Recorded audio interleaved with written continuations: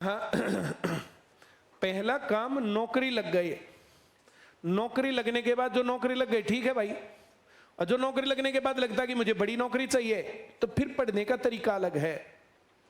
फिर पढ़ने का तरीका ये नहीं होता कि रोज की क्लास रोज लेनी है। फिर पढ़ने का तरीका ये नहीं होता।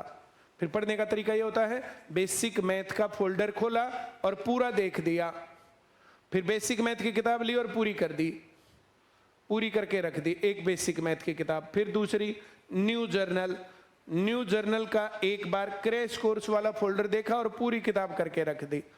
अब न्यू जर्नल ओल्ड जर्नल पूरी रख दी करके।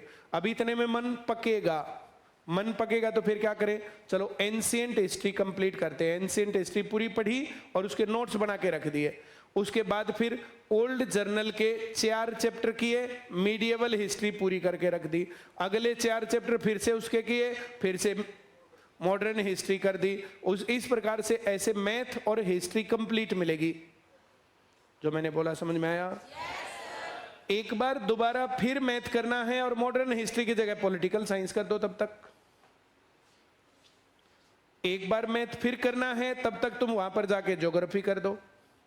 एक बार मैथ फिर करना है तब तक वहां पर जाके साइंस कर दो। 5 बार मैथ और सारी चीजों के तुम्हारे पास नोट्स तैयार हैं। जो मैंने बोला समझ में आया? फिर मैथ करके फिर रीजनिंग रगड़ दो पूरी, तो तुम्हारा मैथ और जीके और रीजनिंग कंप्लीट तैयार।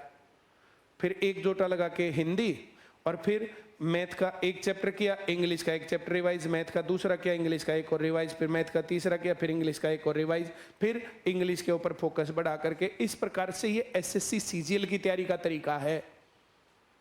नौकरी लगने के बाद कैसे पढ़े, तो ऐसे पढ़े। तो मैंने बोला समझ में आ गया? कोई डाउट? आज